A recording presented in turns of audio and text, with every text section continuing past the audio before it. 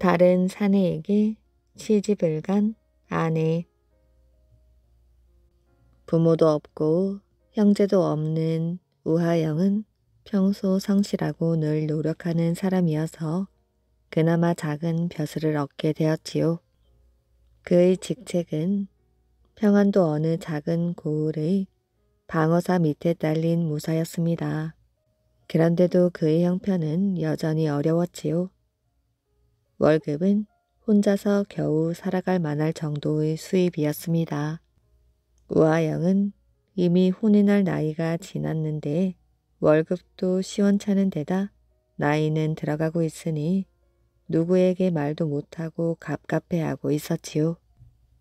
그러던 어느 날 작은 고을을 순찰하게 되었습니다. 산길을 돌아 멀리 마을이 보이는 길을 걷고 있는데 그의 눈을 붙잡는 것이 있었지요. 다름 아닌 아름다운 여인이었습니다. 길 아래 개울이 있었는데 그곳에서 여인은 빨래를 하고 있었지요. 여인은 이제 막 시집 갈 때가 된 듯한 어여쁜 여인이었습니다. 아직 결혼하지 못한 노총각이니 관심을 갖는 것은 어쩌면 당연한 일이었지요.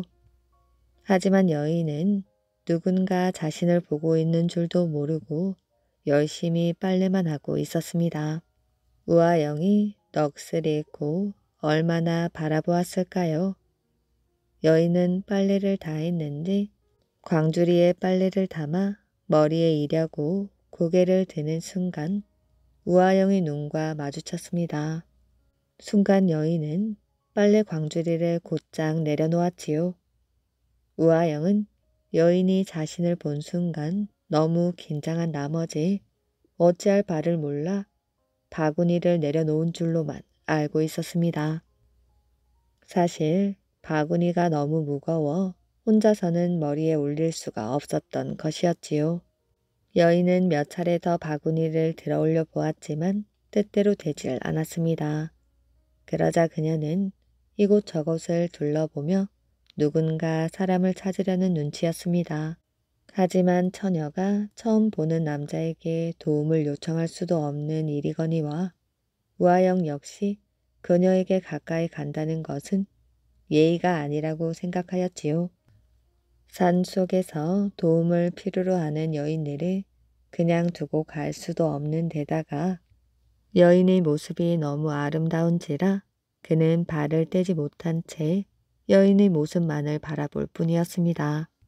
하지만 시간이 흐르고 날이 어두워지기 시작하자 우하영은 더 이상 안 되겠다 싶어 헛기침을 크게 두어 번 하고 여인 앞으로 다가갔지요. 바구니가 무거운 것 같은데 내가 올려주겠소. 바구니를 들어 올리자 여인은 기다렸다는 듯이 머리 위에 바구니를 얹었습니다. 생각보다 무겁구려. 집이 어디시오? 그제서야 여인은 안심했다는 듯 웃는 얼굴로 말하였지요. 저 아랫마을입니다.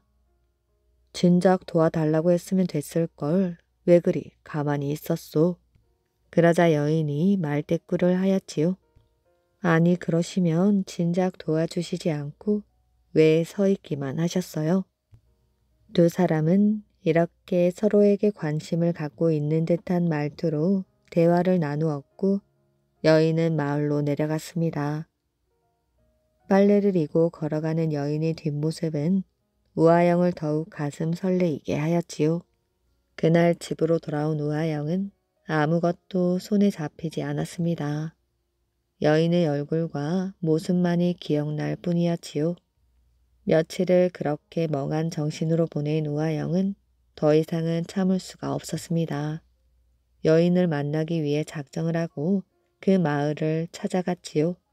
마을 우물가도 기웃거려 보고 빨래를 하던 곳도 찾아가 보았지만 그 여인은 만날 수가 없었습니다. 하지만 포기할 수 없다는 생각에 다시 마을을 둘러보았지요. 그런데 우물가에서 그 여인이 물 항아리를 이고 집으로 가려는 게 아니겠어요? 그는 곧장 여인에게 달려갔습니다. 그런데 뒷모습은 그야말로 그 여인과 똑같았으나 얼굴에는 주근깨 투성이인 못생긴 여자였습니다. 결국 어깨를 늘어뜨리고 마을을 떠나려고 하는데 다시 우물가에서 한 여인이 물 항아리를 머리에 이려는 순간 우아영과 눈이 마주쳐 버렸지요. 바로 자신의 마음을 그렇게 설레이고 애타게 했던 그 여인이었습니다. 여인은 머리 위로 가져가려던 항아리를 그를 보는 순간 곧장 떨어뜨리고 말았지요. 항아리는 깨지고 여인은 물을 뒤집어 쓴 것이었습니다. 그러나 여자는 의외로 옷을 훌훌 털고 집을 향해 걸어갔지요. 우아영은 여인의 뒤를 따라갔습니다. 그러자 여인은 자신을 따라오는 남자의 인기척을 느끼고는 중간에 몇 번을 뒤돌아서서 마치 눈을 흘기듯 쳐다보고는 다시 걷곤 하였지요. 여자는 작은 오두막집에 도착하자 방 안으로 들어갔습니다. 우아영은 여인이 나오기만을 기다리며 대문 앞을 서성거렸지요. 여인은 옷을 새 옷으로 갈아입고 나왔습니다. 여인은 정숙하게 인사를 하고는 무슨 일로 찾아왔는지 모르지만 안으로 들어오라며 그를 방 안으로 안내하였습니다. 그리고는 자신에 대해 말하였지요. 저는 원래 관가에서 일하는 노비의 딸이었습니다. 허나 아버님이 돌아가시자 노비의 신분을 벗어나 살고자 이 마을로 들어와 남의 집 일이나 바느질을 하면서 사는 사람이옵니다. 우아영은 그런 그녀의 처지가 자신에게는 오히려 잘된 일이라고 생각하면서 용기를 내어 입을 열었습니다. 우리 둘 다 외로운 처지인데다가 혼인할 나이가 되었으니 함께 사는 것이 어떻소? 나는 당신을 마음에 두고 찾아온 터입니다. 저는 천한 계집인데 어찌 저에게 그런 청을 하십니까? 별말을 다 하는구려. 나는 당신이 어떤 사람이어도 상관없소. 당신만 괜찮다면 당장 식을 올리고 싶소. 오히려 나는 가진 것도 없고 높은 벼슬에 오르지도 못할 사람이오. 이런 나를 따라준다면 그것만으로도 고마울 따름이지요. 그런 말씀 마셔요. 돈이야 벌면 되는 것이고 큰 벼슬이야 노력하다 보면 기회가 올 것입니다. 젊고 생각이 바른 분인데 그런 것은 개의치 마십시오. 오히려 제가 부족한 점이 많아 죄스러울 따름입니다. 그야말로 두 사람은 천생연분이었습니다. 조촐하게 식을 올리고 신혼의 꿈 같은 생활을 시작하였지요. 하지만 남편 된 입장에서 가난은 적잖게 심적 부담을 주는 것은 사실이었습니다. 아내는 불평불만이 없어 보였지만 아내에게 미안할 뿐이었습니다. 그렇다고 앞이 보이는 것도 아니었으니 우아영은 괴로워지기 시작하였지요. 어쩌면 좋소. 당신을 데려와서 호강도 못 시켜주고 이렇게 가난하니 할 말이 없소. 우리가 혼인을 하기 전에도 우리는 먹고 살았습니다. 열심히 사는 사람 둘이서 만났는데 설마 굶기야 하겠습니까? 오히려 그의 아내는 대담하였지요. 그리고 잘 될 거라는 이야기만 하는 게 아니겠어요? 아내의 말대로 날이 갈수록 살림은 불어나고 쌀밥 먹는 날이 많아졌습니다. 혼인을 한 지 1년이 넘었을 때에는 생활이 윤택해졌지요. 우아영은 궁금했습니다. 자신이 벌어다 주는 돈으로는 어림도 없는데 부잣집처럼 잘 먹고 잘 살고 있으니 돈이 어디서 생긴 건지 아내에게 늘 궁금하였지요. 그런데 그 아내는 열심히 살고 있으니 더 이상 묻지 말라는 말뿐이었습니다. 조금 더 세월이 흐르자 우아영은 무사로서의 임기가 끝났고 새로운 결정을 하기에 이르렀습니다. 여보, 우리는 내 고향 평산으로 돌아가야 할 것 같소. 그러자 그의 아내는 정색을 하면서 말하였지요. 예? 그게 무슨 말씀이셔요? 남자가 더 큰 물로 나가지 못할지언정 산골로 다시 돌아간다는 것은 그리 좋은 일은 아닌 듯 싶습니다. 아직 젊은 나이이니 차라리 서울에 올라가서 공부도 하고 좋은 분들도 만나시는 게 어떻겠어요? 돈이 어디 있어서 서울로 올라가 공부를 한단 말인가? 그럴 수는 없소. 서방님, 제 생각대로 해보셔요. 서방님 내일 서울로 떠나셔요. 돈은 저기 있습니다. 아내가 가리키는 곳을 보니 정말로 돈 자루가 있었습니다. 당황해하는 모습을 보이자 아내가 말하였지요. 실은 제가 그간 서방님 몰래 남의 집 일이나 바느질을 하여 푼푼히 모아온 돈이랍니다. 저 돈을 가지고 올라가시면 한동안 공부도 마음껏 하시고 좋은 분들을 만나 출세의 길도 열 수 있을 것입니다. 저는 염려 마시고 다녀오셔요. 저는 서방님이 출세하여 돌아오시는 날까지 이곳에서 열심히 살면서 서방님을 기다리겠습니다. 말을 듣고 나니 미안한 마음과 고마운 마음이 교차하여 눈물이 저절로 나왔습니다. 다음날 우아영은 아내의 말대로 서울로 떠나게 되었지요. 우아영은 고향을 떠나올 때에는 아내에 대한 고마움에 보답하기 위해서라도 반드시 성공하여 돌아오겠노라고 마음을 먹었지만 늘 가난하게 살다가 갑자기 돈이 많아진 탓에 그는 그만 술 마시고 노는 일에 빠져버렸지요. 세월이 흘러도 남편으로부터는 잘 있다는 소식만 들려왔을 뿐 다른 소식은 없었습니다.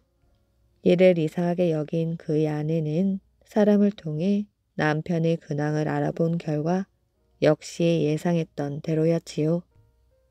허구한 날 술과 노름에 빠져 이제 돈도 얼마 남지 않은 상태이고 공부는 전혀 하고 있지 않았습니다. 아내는 남편에게 편지를 보내었지요. 서방님을 기다리다 이젠 지쳐서 저는 다른 남자에게 시집을 가려 합니다. 부디 건강하십시오. 이 편지를 전해받은 우아영은 복수심이 불타올랐습니다. 참으로 알 수 없는 여인이군. 서방이 없는 틈을 타서 다른 남자와 정을 통해 시집을 가다니. 언젠가는 출세하여 복수를 해주마. 남편을 두고 다른 사내에게 시집을 간다니 참으로 이해할 수 없는 일이었으나 자신 역시 잘한 일이 없으니 당장 어찌할 도리가 없었습니다. 그런데 그의 아내는 편지 내용대로 정말 다른 남자에게 시집을 갔지요. 하지만 실은 부부의 연으로 사는 것이 아니라 70 넘은 노인을 병간호해주면서 그 대가로 돈을 받기로 한 결혼이었던 것입니다. 그의 아내가 이 같은 생각을 한 데는 그만한 이유가 있는 법이었지요. 돈을 벌어 올려 보낸들 이미 술과 노름에 빠진 사람이 쉽게 공부를 택할 일이 아니라는 것을 잘 알기에 이처럼 극단적인 방법을 쓴 것이었습니다. 그의 아내가 쓴 비법은 역시 잘 먹혀 들어갔지요.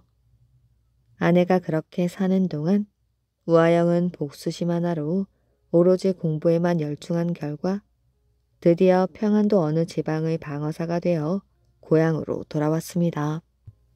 때는 이미 그의 아내가 병 간호를 하던 노인은 죽은 후였고 아내는 혼자서 성실하게 살고 있었지요. 남편의 소식을 들은 아내는 우아영에게로 달려갔습니다. 그러자 우아영은 복수하겠다는 마음은 온데간데 없이 아내를 반갑게 맞이하였지요. 고향에 내려오자마자 아내의 숨은 사연을 이미 들었던 것이었습니다.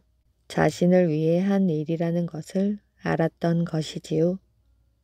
사실 아내의 그런 과감한 결정이 없었다면 결코 자신은 성공하지 못했을 것이라는 것을 스스로 너무 잘 알고 있었던 것입니다. 세자의 목숨을 살린 신하. 조선 영조 때 어느 날 영조는 세손과 마주 앉아 이야기를 나누고 있었습니다. 요즘 논어와 대학을 읽는다지. 예, 할바마마. 그래? 사기 사략 같은 것은 아직 읽지 않느냐? 세손과 대화를 나누던 영조가 갑자기 그렇게 물은 것은 문득 옛 일이 생각난 까닭이었지요. 지금에 와서야 자식인 사도세자를 죽인 것을 후회하고 있지만 이미 그것은 돌이킬 수 없는 일이었습니다. 영조는 그 일을 세손이 알고 있는지 궁금하였지요. 틈 나는 대로 읽고 있습니다, 할바마마. 무심결에 대답하던 세손은 뒤늦게 영조의 의도를 눈치채고 긴장하였습니다. 그렇다면 사략에는 왕이 아들을 해치고 아들이 왕을 해하는 부분이 적지 않게 나오는데 그것도 보았느냐? 그런 이야기가 있는 것으로는 알고 있습니다. 하오나 소자의 생각에 그런 일은 차라리 모르는 것이 좋을 듯하여 그 부분은 모두 찢어버렸습니다. 세손은 자신도 모르게 거짓말을 하였습니다. 우선 영조의 심기를 건드리지 않는 것이 중요했던 것이지요. 그래, 찢어버렸다 이 말이지. 세손의 말에 흡족해하던 영조는 갑자기 밖을 향해 소리쳤습니다. 여봐라, 동궁에 가서 세손이 읽고 있는 사략을 가져오너라. 순간 세손의 등줄기에 식은땀이 흘러내렸지요. 만약 자신이 거짓을 고했다는 사실이 탄로나면 자신 또한 아버지 사도세자와 같은 일을 당할지도 모를 일이었습니다. 이를 어찌한다. 지금이라도 사실을 말해야 하나? 잠시 후 내간이 사략을 들고 와서 영조 앞에 바쳤습니다. 아바마마. 세손은 질끈 눈을 감았지요. 어디 보자. 영조는 천천히 책장을 넘겼습니다. 오, 참말이었구나. 그것 참, 내 혹시나 했는데. 영조의 말에 세손은 어리중절해했습니다. 내 손자 하나는 영특하게 두었노라. 참으로 영특해. 영조는 더할 나위 없이 만족해하며 세손의 손을 잡았습니다. 잠시 후 어전에서 물러나온 세손이 내관에게 알아보니 동궁에서 책을 내어준 이는 바로 홍구경이었지요. 세손은 곧장 홍구경을 찾아갔습니다. 홍공이 내 목숨을 구했소. 정말 고맙소. 황공하옵니다, 세자마마. 별 탈은 없으셨는지요? 공은 어찌 그걸 알고 그 부분을 없앴소? 전하께서 갑작스레 그 책을 찾으신다기에 이유를 생각하다 문득 수양제가 부왕을 해치고 왕 위에 오른 것이 생각났사옵니다. 세자마마, 소신 감히 마마의 책을 찢었사오니 그 벌을 달게 받겠사옵니다. 아니오, 그 무슨 당치 않은 말이오. 홍공이 아니었으면 나는 이미 죽은 목숨이나 다름없었을 것이오. 세손은 홍구경의 손을 잡아 일으켜 세웠습니다. 그리고 그 자리에서 지필묵을 대령시킨 뒤 한 장의 글을 써 주었지요. 내가 왕이 된 후 혹시라도 홍구경이 반역을 도모한 중죄를 짓는다 해도 홍구경만은 차명에 처하지 않고 살려주리라. 세손은 그 홍구경을 신임하여 항시 가까이 두었고 영조의 뒤를 이어 왕위에 등극한 후에는 그에게 위조 참판과 대사원 등 높은 관직을 제수하였습니다.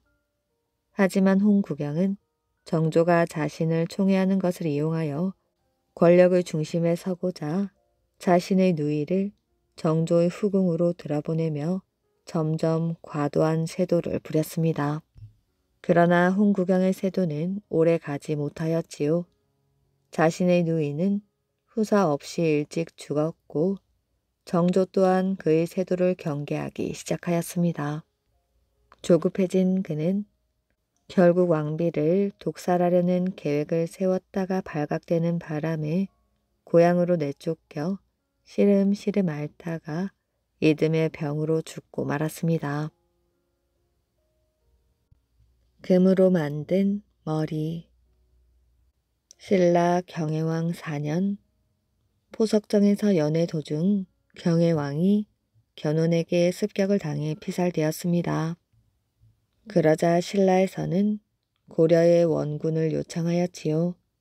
원군을 청하자 그때 고려 세력이 지금의 안동 근처에까지 미쳐 있을 때였는데 고려에서는 원군을 반대하는 사람도 있었습니다.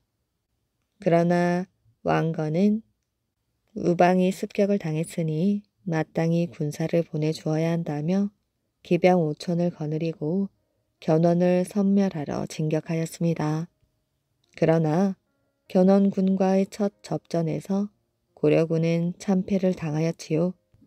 후 백제는 승군의 입장에 있으므로 사기가 승천하였고 그런 군사와 맞붙어 싸웠으니 패하는 것은 뻔한 일이었습니다. 이리하여 고려군은 완전히 견훤의 군사에 포위를 당하고 말았지요. 더군다나 5천 기병이 전부 다 살아서 포위를 당한 것이 아니고 약간의 패잔병만이 살아남아 포위를 당했던 것이었습니다. 그리하여 왕건은 위태로운 지경에 이르게 되었지요. 그러자 신순겸 장군이 하나의 묘책을 생각해내었습니다. 그 묘책이란 왕건과 자신의 옷을 바꿔 입자는 것이었습니다. 그러자 왕건이 완강히 반대하였지요. 지금은 그럴 시기가 아니옵니다. 신순경 장군은 태조 왕건과 옷을 바꿔 입고 왕의 표시가 뚜렷이 나타나도록 진두지휘를 맡았습니다. 그리고 태조 왕건은 평민으로 가장하고 포위망을 탈출하였지요. 그리하여 신순겸 장군은 왕복을 입은 채 진두지휘하다가 전사를 해버리고 말았습니다. 견훤군은 신순겸 장군을 왕으로 알고 머리를 잘라 고려의 왕을 죽였다고 생각하고 돌아갔는데 그 참패 속에 태조 왕건을 살리려는 작전은 성공한 셈이었습니다. 신순겸은 머리를 잃고 후에 국장을 치르게 되었는데 시신의 머리가 없었으므로 금으로 머리를 만들어 장사를 지내게 되었지요. 그리고 금두를 했기 때문에 도굴범의 위험을 느껴 봉을 3개를 만들었습니다. 지금도 한식이 되면 성묘를 지낸다고 합니다.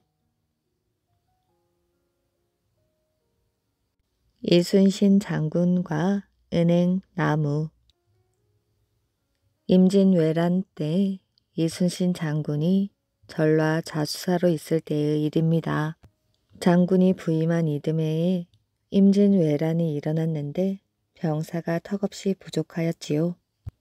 그래서 고민 끝에 관 내에서 의병을 모집하기로 하였습니다. 그러던 중 마침 나간에 자원자들이 많았다는 이야기를 듣고 장군이 직접 나간으로 갔지요. 인구가 많은 고을인데다가 예로부터 나란 일을 근심하는 자들이 많은 곳이라 정말 의병들이 구름처럼 몰려들었습니다. 더구나 의병으로 나서지 못하는 주민들은 군량미를 내놓기도 하고 무기를 만들라고 농기구를 내놓기도 하는 등 읍성 일대에는 정말 장관이었지요. 이순신 장군이 읍성 안에 있는 은행나무 아래를 지나가고 있을 때였습니다. 장군, 마차 바퀴가 빠져 잠시 멈춰야겠습니다. 그래서 뒤를 돌아보니 군량미를 실은 마차 가운데 하나가 바퀴가 빠져 아수라장이었습니다. 그렇다면 마차를 수리하는 동안 잠시 쉬었다 가도록 하자. 마차를 수리하는 도중에도 읍성 주민들은 장군을 보기 위해 몰려들었습니다. 의병을 모집하느라 며칠을 잠도 제대로 자지 못하였으면서도 장군은 피곤한 기색도 없이 주민들과 일일이 정담을 나누었지요. 마차가 다 고쳐지자 장군 일행은 서둘러 길을 떠났습니다. 그런데 돌아가는 길목에 있던 커다란 다리가 무너져 있는 것이 아니겠어요? 근처에 있던 주민에게 물어보니 갑자기 굉음이 일더니 다리가 무너져 내리더라는 것입니다. 시각을 따져보던 장군과 부장들은 순간 아찔한 생각이 들었습니다. 조금 전에 만약 마차가 고장나지 않았더라면 군량미는 물론 장군이나 병사들의 생명조차 위험하였을 뻔했던 것입니다. 모두들 은행나무 목신이 장군을 위해 조화를 부린 것이라 믿었지요. 그로부터 수백 년이 지나자 은행나무는 더욱더 거대한 위용을 자랑하게 되었습니다. 그러자 그 나무를 탐내는 사람이 적지 않았지요. 하지만 마을이 수호신이나 마찬가지였기 때문에 감히 누구도 입 밖에 꺼내지 못하였습니다. 큰 금액을 준다는 이야기도 있었지만 마을의 상징이나 마찬가지인 나무를 판다는 것이 찜찜하기도 하여 어쩌지 못하는 형편이었지요. 그런데 어느 날 마을 사람 가운데 한 명이 은행나무가 자기 집 땅에 있다며 나무를 팔기로 덜컥 계약을 해버렸습니다. 그러자 마을 사람들은 발칵 뒤집혔지요. 하지만 이미 계약금을 다 받아 써버렸다는 말에 마을 사람들도 어찌할 바를 몰랐습니다. 며칠 뒤 나무를 베려고 일꾼들이 왔습니다. 그런데 놀라운 일이 벌어졌지요. 일꾼들이 톱으로 나무를 베려고 하자 어디에선가 커다란 구렁이들이 나와 나무를 휘어감는 것이었지요. 일꾼들은 물론 마을 주민들조차 혼비백산하여 순식간에 다들 도망을 갔습니다. 그날 밤 마을 사람들은 모두들 괴이한 꿈을 꾸었지요. 사람들의 꿈에는 나무가 커다란 구렁이로 변하여 자신을 휘감았다고 합니다. 또 어떤 사람들은 나무가 웅웅거리며 울었다고 합니다. 너무도 꿈이 생생하였을 뿐 아니라 마을 사람들 대부분이 꿈을 꾸었다는 사실이 믿기지 않았지요. 마을 사람들은 한 목소리로 나무를 베어서는 안 된다는 결론을 내렸습니다. 결국 은행나무는 지금까지도 읍성을 지키고 있다고 합니다. 스님이 된 7명의 백정. 경기도 안성군에 칠장사란 절이 있습니다. 이 절은 고려시대 해소국사가 지었다고 했는데 그 절이 세워진 곳이 아미산이지요. 고려 현종 시절 해소국사는 아미산 중턱에 암자를 짓고 밤낮으로 부처님의 길을 닦고 있었습니다. 그리고 암자 근처에 우물을 파서 바가지를 띄워 놓았지요. 바로 이 아미산 밑에 백정 7명이 모여 살고 있었습니다. 가축을 잡아서 파는 천한 사람들이라고 마을 사람들로부터 늘 업신여김을 받았지요. 그러던 어느 날 백정들은 암자의 우물이 번쩍번쩍 빛나는 것을 발견했습니다. 저게 뭐지? 무슨 빛이야? 황금같이 빛나는데? 가보자. 백정들은 우물을 향해 달려갔습니다. 바가지가 번쩍번쩍 빛나고 있어. 그러고 보니 저 스님이 수상해. 어디서 금으로 만든 바가지를 훔쳐온 모양이야. 이런 우물 속에 금 바가지를 띄워 놓다니 아깝잖아. 백정들의 마음속에 욕심이 일었습니다. 그들은 모두 천대받는 가담뱅이였지요. 어때? 우리 이 바가지를 훔쳐갈까? 나도 그런 생각을 하던 중이야. 어차피 저 스님도 훔쳐왔을 테니 우리가 건져간들 뭐라고 하겠어. 가난한 우리들을 불쌍히 여겨 부처님이 주신 선물이라고. 백장들은 신이 나서 금 바가지를 들고 집으로 돌아왔습니다. 그런데 집에 와서 보니 그 바가지는 황금은커녕 아무 가치도 없는 보통 바가지에 지나지 않았습니다. 이게 어찌 된 일이지? 우리가 도깨비에 홀린 게 아닐까? 그 우물에 있을 때에는 분명히 금 바가지였는데. 그건 그래.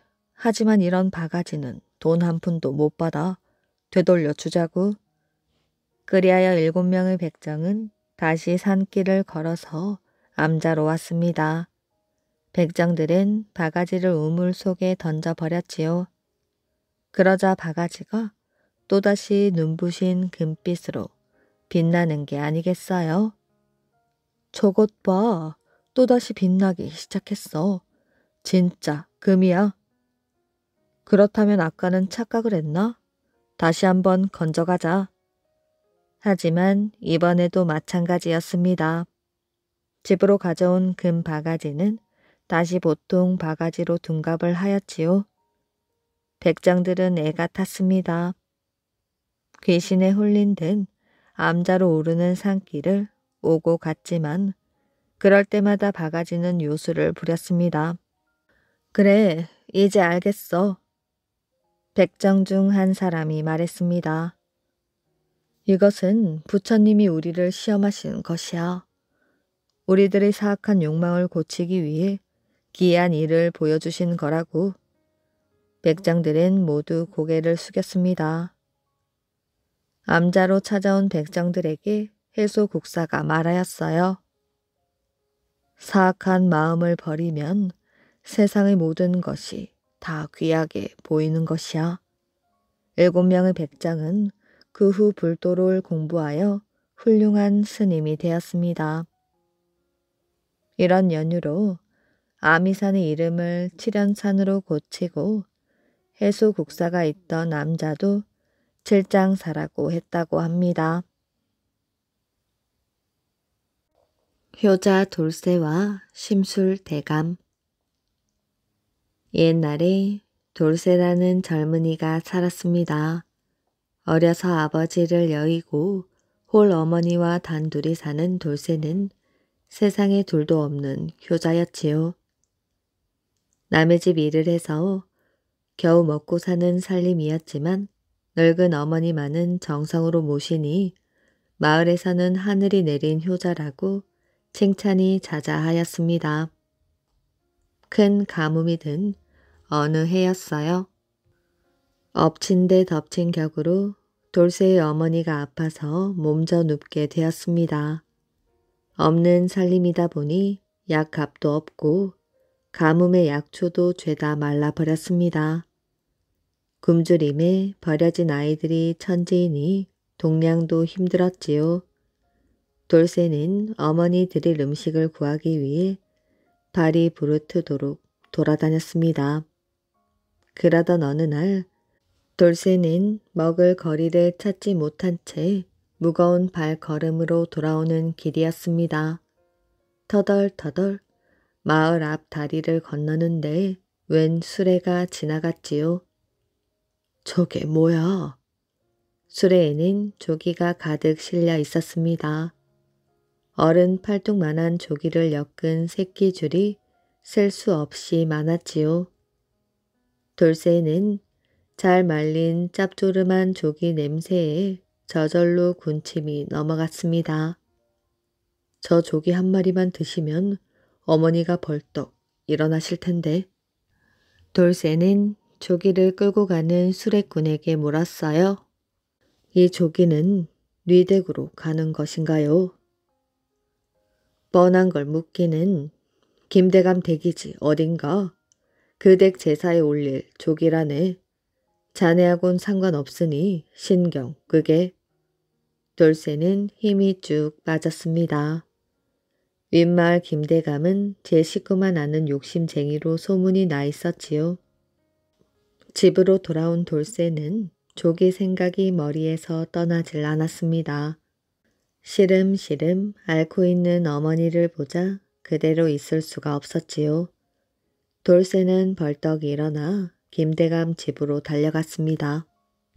김대감 집에 들어가자마자 돌쇠는 마당에 납작 엎드렸지요. 그리고 사정하기 시작하였습니다. 김대감어른, 병든 어머니께 조기 한 마리만 드릴 수 있게 부탁드립니다. 조기 한 마리만 주시면 시키시는 일은 뭐든 하겠습니다. 막 제사상을 물리던 김대감이 웬일인지 선뜻 그러라고 하였지요. 돌쇠는 자기 귀를 의심하였습니다. 김대감이 이렇게 쉽게 자기 부탁을 들어주리라곤 생각도 못했기 때문이지요. 돌쇠가 얼떨떨해 있는데 김대감이 말을 이었습니다. 단, 조건이 있네. 조기 한 마리를 구워줄 테니 대신 닷새 뒤에 물고기 5마리로 갚게. 만약 갚지 못하면 자네는 내 집 머슴이 되어야 해. 김대감 말이 끝나자 돌쇠가 한숨을 쉬었습니다. 가뭄에 논 바닥이고 개천 바닥이고 다 쩍쩍 갈라졌는데 물고기라니 말도 안 되는 소리였지요. 그러나 돌쇠는 이것저것 따질 처지가 아니었습니다. 성한 사람도 견디기 힘든 가뭄에 병든 어머니는 이제 눈도 못 뜨고 누워만 있었던 것이지요. 당장 오늘 밤을 제대로 넘길지 모르는 일이었습니다. 더 이상 어머니를 굶길 수는 없었지요. 알겠습니다. 닷새 뒤 물고기 5마리를 갚겠습니다. 그동안 김대감은 돌쇠를 눈여겨봤습니다. 마을에서 제일 부지런한 돌쇠를 제 집 종으로 부린다면 다른 머슴 10몫은 할 것이라고 생각하며 기회를 엿보고 있었지요. 그런데 돌쇠가 이렇게 제 발로 찾아오니 김대감은 이게 다 제사를 잘 모신 덕에 조상님이 돌봐주신 거라고 생각하였습니다. 조기 한 마리로 튼튼한 사내종을 거저 얻게 되었으니 말이지요. 어쨌든 돌쇠는 조기 한 마리를 얻어 집으로 돌아왔습니다. 돌아오자마자 정성껏 요리해서 어머니를 드렸지요. 어머니가 모처럼 먹는 모습을 보니 돌쇠는 코끝이 메워오는 게 눈물이 났습니다. 그러나 걱정이 이만저만이 아니었어요. 이 가뭄에 무슨 수로 물고기를 잡을지 생각만 하면 가슴이 답답하였습니다. 다음 날부터 돌쇠는 산 너머 마을까지 다니며 물이란 물은 모조리 뒤지고 다녔습니다. 그러나 사흘이 지나도 피라미 한 마리 구하지 못하였어요. 피라미는커녕 물조차 찾아보기 힘들었습니다. 바다라는 곳이 있다지만 말만 들어보았지 병든 어머니를 혼자 두고 얼마나 걸릴지 모를 길을 떠날 수는 없었지요. 마을 사람들은 혀를 끌끌 찼습니다. 이제 내일이 김대감과 약속한 닷새째였지요. 돌쇠는 하루 종일 물이 있는 곳을 헤매다 허탕만 치고 집으로 향했습니다. 이 밤만 새면 병든 어머니를 두고 머슴살이를 하러 김대감 집에 들어갈 생각을 하니 한숨만 나왔지요. 그때였어요. 이게 무슨 소리지? 돌쇠가 마을 앞 다리 위를 지나는데 다리 아래 마른 개천에서 웬 물소리가 났습니다. 돌쇠는 헛것을 들었나 하여 조심조심 다리 아래로 내려갔어요. 돌쇠는 깜짝 놀랐지요. 다리 아래로 내려가니 개울에 물이 흐르고 있었습니다. 그것도 장마철처럼 콸콸콸 흘렀지요. 그뿐만이 아니었습니다. 달빛에 어렴풋이 개울물이 보이는데 물속에 물고기가 때로 헤엄을 치고 있었지요. 세상에, 이게 다 뭐야? 돌쇠는 냅다 집으로 뛰었습니다. 물고기가 많다 한들 손으로 잡을 수는 없었지요. 돌쇠는 바가지와 채를 들고 다시 개울로 내려가 물고기를 잡았습니다. 그리고 다음날 날이 밝았어요. 돌쇠는 물고기 5마리를 들고 김대감 집으로 향하였지요. 물고기가 어찌나 실한지 제사상에 오른 조기와는 비교도 안 되게 크고 살이 올랐습니다. 돌쇠가 김대감집 대문으로 썩 들어서자 사람들 눈이 화들짝 커졌습니다. 누구보다 놀란 사람은 김대감이었지요. 김대감은 간신히 정신을 차리고 트집부터 잡았습니다. 이 귀한 걸 어디서 훔친 것이야? 무슨 말씀이십니까? 이 물고기는 저 아래 개울에서 잡았습니다. 돌쇠는 지난밤 다리 아래에 있었던 일을 말하였어요. 둘러선 사람들이 효자에게 하늘이 복을 내렸다며 수근수근 des습니다. 그러나 김대감은 속이 부글부글 끓었지요.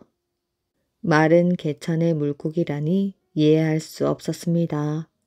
게다가 제사를 잘 모시고 효도하는 사람은 자기인데 돌쇠가 효자라니 어이가 없었지요. 그놈이 내 복을 가져간 게야. 마을 사람들 말에 따르면 얄미운 돌쇠가 저녁마다 물고기를 잡아 배고픈 이웃에게 나누어 준다는 것이었어요. 김대감은 물고기가 제 것인 양 아까워서 어쩔 줄을 몰라 했습니다. 그렇다고 양반 체면에 직접 고기를 잡으러 갈 수도 없는 노릇이었지요. 그러다 김대감은 사람들이 잠든 시간을 기다려 몰래 개천으로 갔습니다. 산의 종들이 쓰는 푸른 두건으로 변장까지 하였지요. 물론 커다란 바가지도 챙겼습니다. 그런데 이상하였지요. 한 바가지 가득 물고기를 퍼 올리는데 개울에서는 땅바닥 긁는 소리만 났습니다. 들여다보니 개울에는 물고기는커녕 물 한 방울 없었습니다. 김대감은 머리끝까지 화가 치밀어 올랐지요. 이놈이 날 속이다니. 다음 날 날이 밝자마자 김대감은 돌쇠를 잡아들였습니다. 그리고 다짜고짜 물었어요. 물고기를 어디서 훔친 것이야? 훔치다니요. 다리 아래 개천에서 잡았다고 말씀드렸지 않습니까? 김대감은 어젯밤 일을 말하려 해도 양반 체면에 물고기를 잡으러 갔다는 말을 할 수가 없었습니다. 이놈, 사실대로 불지 않으면 관아에 고발할 것이야. 어디서 훔친 것이냐? 대감 마님도 참, 오늘 아침에도 물고기를 잡아 어머니께 드리고 남은 것은 이웃들과 나누어 먹었습니다. 이거 보세요. 돌쇠는 오는 길에 가져온 거라며 아침에 잡은 물고기가 든 망태기를 썩 내밀었지요. 둘러선 사람들도 한마디씩 거들었습니다. 대감마님, 돌쇠가 개울에 갈 때만 물이 흐르고 물고기 떼가 나타난다 합니다. 모두들 돌쇠 효성의 하늘이 복을 내리는 거라고 말하지요. 김대감은 인상을 찌푸리며 부들부들 떨었습니다. 간신히 사람들을 물리고 방에 들어온 김대감은 공연히 조상들에게 원망을 퍼부었지요. 나만큼 정성스레 제사 지내는 사람이 어디 있습니까? 도대체 우리 조상님들은 뭐 하시는 건지 그만한 복도 안 내려주고 말이야. 밤새 혼자 화를 내던 김대감은 새벽이 되어도 화가 풀리지 않는지 또다시 다리 아래로 갔습니다. 돌쇠보다 일찍 가면 물고기가 있겠지 하고 말이지요. 그런데 이번에도 물고기는커녕 물 한 방울 없었습니다. 김대감은 하찮은 돌쇠도 잡는 물고기를 양반인 자신이 못 잡는다고 생각하니 더 이상 화를 누를 수가 없었지요. 김대감은 삽을 가져다가 개울을 흙으로 메워버렸습니다. 그것도 모자라 다리도 허물어뜨렸지요. 폭삭 부서진 다리가 개울에 내려앉았습니다. 김대감은 2번 다시 돌쇠가 물고기를 못 잡는다고 생각하니 속이 다 시원하였지요. 다음날 마을에는 난리가 났습니다. 다리가 저절로 무너질 리는 없고 도대체 누가 이런 심술맞은 짓을 했을꼬? 돌쇠도 걱정이 태산이었어요. 며칠 기운을 차린 어머니가 또 굶주림에 시달려야 했기 때문입니다. 돌쇠는 개울가로 갔지요. 물고기도 물고기지만 당장 다리가 없으니 너나 없이 이만저만 불편한 게 아니었습니다. 그날부터 돌쇠는 다리를 손보기 시작하였어요. 아침 저녁으로 흙을 파고 나무도 다듬었습니다. 그렇게 며칠이 지나자 다리는 예전처럼 사람들이 오갈 수 있게 되었습니다. 그러는 사이 마을에는 소문 하나가 퍼졌지요. 다리를 주저앉힌 사람이 김대감 아니야?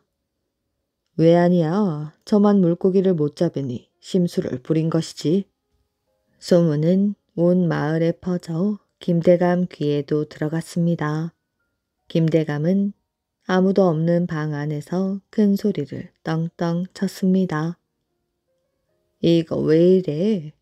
나야말로 조상제사 떡 벌어지게 잘 모시는 효자 중 효자야. 나처럼 조상 잘 모시는 사람이 있으면 나와보라지. 복받을 사람이 누군데 그래? 김대감은 하루 종일 방에 틀어박혀 제사 타령이 끝도 없었습니다. 마침 이틀 뒤면 또 제사였지요. 김대감은 당장 조기 장수를 불러 장에 있는 조기를 죄다 가져오게 하였습니다. 이번에는 어느 때보다 떡 벌어지게 제사상을 차린다며 말입니다. 조기 장수는 득달같이 달려가 옆집 조기까지 싹싹 긁어 모아 수레에 실었습니다. 그리고 다음날 일찌감치 김대감 집으로 향하였지요. 조기를 잔뜩 실은 수레가 다리 가운데를 지날 때였습니다. 이놈의 나귀가 왜 이래? 조기를 실은 나귀가 다리 한 가운데서 꿈쩍도 하지 않았지요.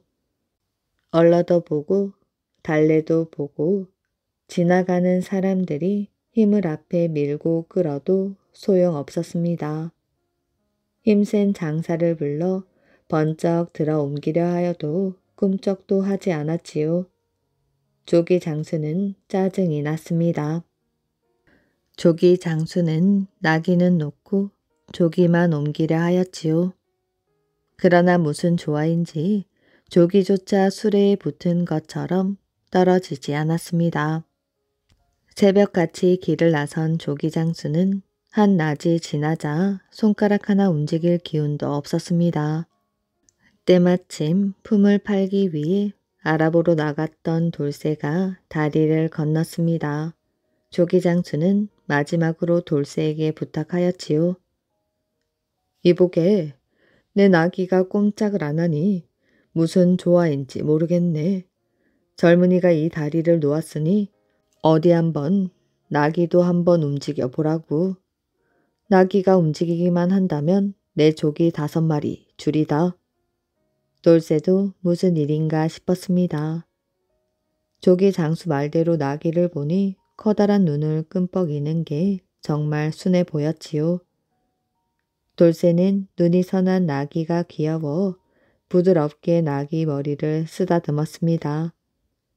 그랬더니 나귀가 슬슬 일어나기 시작하였지요. 돌쇠가 어이어이 하며 목줄을 끄니 길이라도 아는 양 스스로 다리를 건너 김대감 집으로 척척 걸어갔습니다. 그리하여 돌쇠는 생각지도 않게 조기 5마리를 얻었지요. 돌쇠는 집에 돌아와 어머니에게 조기 반찬을 해드리고 이웃집도 불러 나누어 먹었습니다. 웃고 이야기를 나누며 맛있게 먹고 있는데 마당에서 놀던 이웃집 아이가 소리쳤습니다. 아, 차가워. 비다. 비가 온다. 생전 오지 않을 것 같던 비가 내리기 시작하였습니다. 사람들은 덩실덩실 춤을 추었지요. 비는 그치지 않고 밤새 내렸습니다. 개울에는 다시 맑은 물이 흘렀고 온 들판에는 나물들이 자라기 시작하였습니다. 세상이 되살아나듯 어머니 병도 나아졌지요. 그런데 딱 하나 이상한 일이 계속 생겼습니다. 다음 해에도 그 다음 해에도 김대감집 제사 때마다 조기를 실은 나귀는 다리 위에서 꼭 멈추었어요. 멈춰서 꼼짝도 안 하다가 돌쇠가 머리를 쓰다듬으면 김대감 집으로 걸어갔습니다. 돌쇠와 어머니는 김대감집 제사 때마다 조기를 먹을 수 있었지요. 나귀를 움직이게 해준 값으로 조기 5마리를 꼬박꼬박 받았기 때문입니다. 김대감은 조상 제사상에 오를 조기를 먼저 돌쇠에게 바치는 꼴이 되었지요. 그래도 사람들 앞에서는 자존심 때문에 한마디도 하지 않았습니다. 대신 방문을 꾹꾹 걸어 잠그고 혼자서 매일매일 화만 버럭버럭 내었지요. 북극곰과 소년. 옛날 캐나다에 투크라는 소년이 살았어요. 투크는 나중에 커서 아버지 같은 훌륭한 사냥꾼이 되고 싶었지요. 투크는 아직 어려서 사냥에 나가지는 못하였지만 아버지가 들려주는 이야기에 열심히 귀를 기울이고 사냥에 필요한 자질구레한 일을 거들었답니다. 투크는 아버지가 사냥에 갈 때마다 개 썰매를 준비시키고 창과 칼을 날카롭게 가는 법을 배웠어요. 창 쓰는 법도 연습하고 아버지가 사냥해 온 짐승을 자르고 찌꺼기는 개들에게 던져주기도 하였지요.